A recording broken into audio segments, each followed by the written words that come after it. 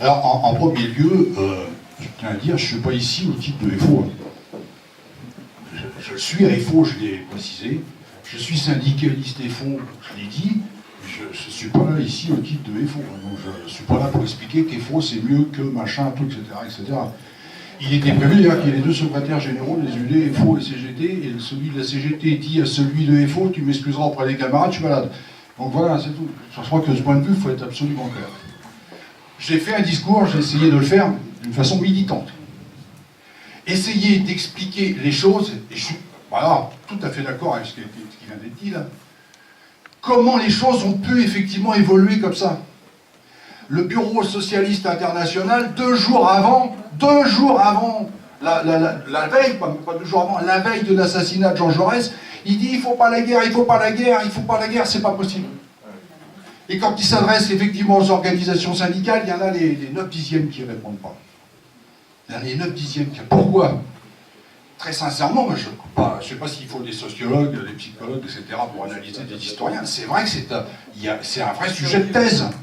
C'est un vrai sujet de thèse. C'est vrai que, pourquoi, à un moment, des gens comme Jules Guesde... Alors, quand on m'explique qu'il n'y avait que 2 ministres socialistes qui sont dans le gouvernement, j'aurais quand même parlé d'Édouard Vaillant, qui était un chef de la commune de Paris, qui donc était considéré comme l'un des élus majeurs de la commune de Paris, qui était parti avec Jules Guesde et Jean Jaurès, faisait partie de ce qu'on appelle le trio majeur du socialisme français, il rentre dans le gouvernement du Mont Sacré. Pourquoi des gens comme ça, effectivement, à un moment, vont se mettre au service d'un gouvernement qui combat ce pourquoi eux-mêmes ils ont combattu tout le temps? J'en sais absolument rien. C'est pas un problème. Non, je pense pas forcément, peut-être, mais je crois pas que ça soit que ça. Aristide Briand, il est resté aux affaires politiques jusqu'au milieu des années 25, voire même un peu plus. Il était particulièrement brillant comme orateur, etc. Comment ces gens-là ont pu effectivement passer de l'autre côté? J'en sais fiche trop rien, moi.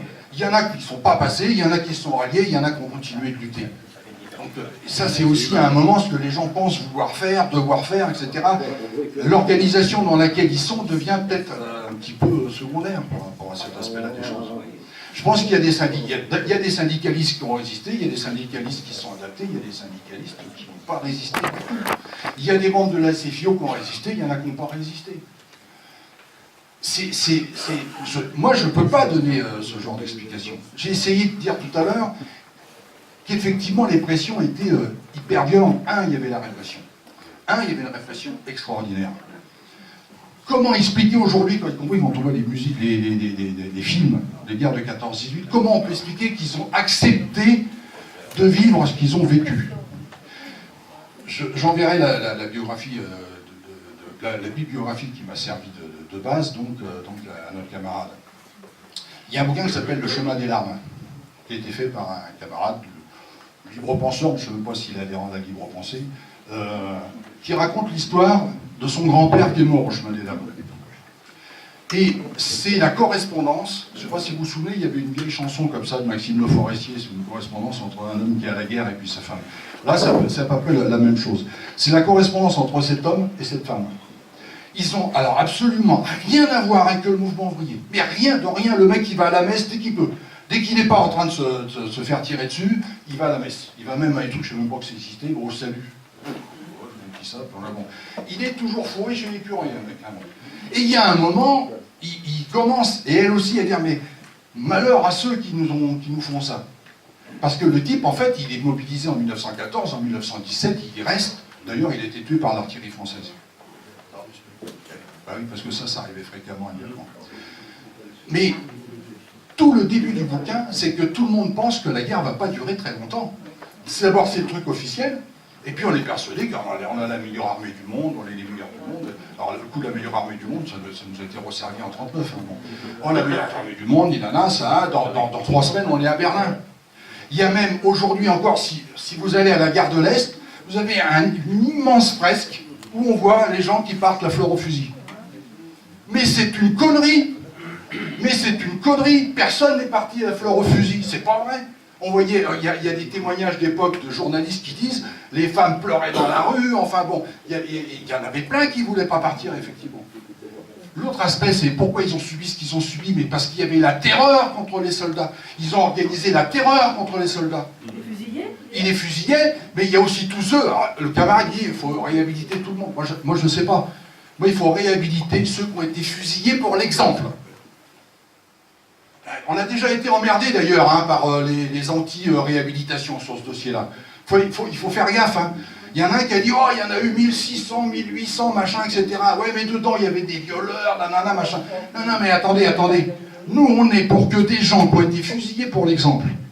Parce que ils se sont reculés de 3 mètres pour aller se rafraîchir dans le ruisseau derrière, on les accusait d'abandon de poste devant l'ennemi.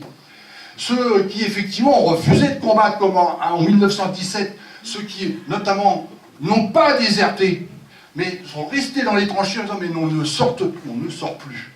Ceux qui, à Soissons, ont organisé des manifestations en chantant l'Internationale. Ceux-là, effectivement, ont été fusillés pour l'exemple. Et puis, s'il y en a qui ont déserté, ben moi je suis pour les réhabiliter aussi, je suis désolé. S'ils ont été fusillés pour l'exemple pour désertion, là moi je suis tout à fait d'accord pour qu'ils soient réhabilités. C'est Seguin qui disait qu'il ne mérite pas, nanana, machin, etc. Le gros Seguin, il ne risquait pas lui d'être fusillé pour l'exemple, il n'y était pas lui en 14-18. Mais la terreur était totale, c'est parce que la terreur était totale des deux côtés qu'ils ont pu aller si loin. Je crois que c'est ça qu'il faut qu'on ait, c'est de ça qu'on doit être animé. Alors, effectivement, bon, alors, est-ce qu'il y a une bonne CGT, une mauvaise CGT? Quand on parle de la vieille CGT, on parle de la vieille CGT. Je vois pas quel est ce procès qu'on nous fait là. Qu'est-ce que ça veut dire? Quand on dit la vieille CGT, c'est parce qu'à l'époque, il n'y en avait qu'une. À l'époque, il n'y en avait qu'une. Et si on dit la bonne CGT, celle qui a les bonnes 3 lettres aujourd'hui, ah bah oui, mais dis aux camarades, ça va être compliqué, parce que de 1921 à la réunification en 1934, la bonne CGT, c'était pas la sienne apparemment. Donc de ce point de vue, il faut faire attention à ce qu'on dit. Moi je suis désolé, je ne suis pas ici pour parler et dire qu'il y en a une qui est meilleure que l'autre. Je suis effectivement militant syndicaliste. J'ai dirigé une organisation syndicale. Effectivement, ça m'est même arrivé, moi, quand j'étais secrétaire d'un syndicat national, d'appeler à défiler contre la guerre d'Irak.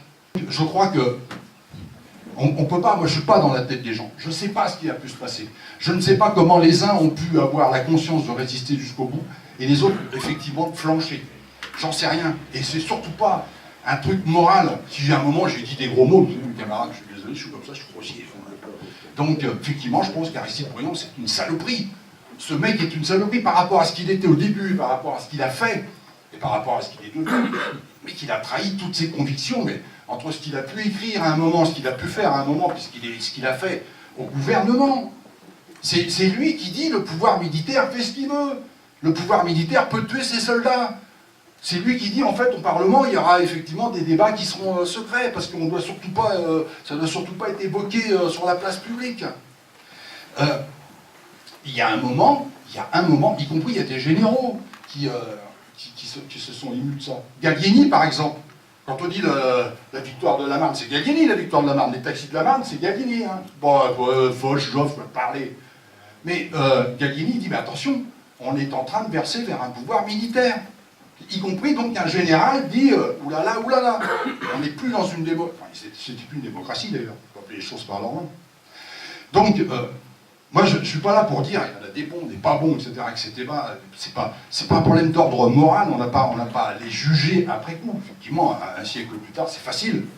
Mais on a le droit d'avoir un avis quand même. Et effectivement de dire que est-ce que si les préconisations, notamment de grève générale contre le déclenchement de la guerre avaient pu être mises en œuvre des deux côtés, hein, sachant que, là je n'ai pas pu tout dire, et je l'ai dit aussi, je ne pourrais pas parler de tout le monde. C'est évident, je sais bien que Vladimir Ilyich Lénine, il a eu un rôle important dans cette période, on ne peut pas dire le contraire, mais je l'ai dit, c'est impossible, il faudra une semaine de séminaire. Un séminaire de la libre pensée, bizarre. Donc, donc c'est vrai que de ce point de vue, on ne pourra pas effectivement parler de tout le monde. Mais ils étaient présents, évidemment. Donc, il faudrait aussi parler, par exemple, des différences théoriques qu'il pouvait y avoir entre Rosa Luxembourg et Vladimir Ilyich Lénine. Par exemple, s'il y en avait. parce qu'il y en avait. Donc, on ne peut effectivement pas tout dire, tout préciser, être capable de tout. Le constat, c'est qu'ils n'ont pas été capables, à l'époque, d'empêcher la guerre. Ils n'ont pas été capables de l'empêcher.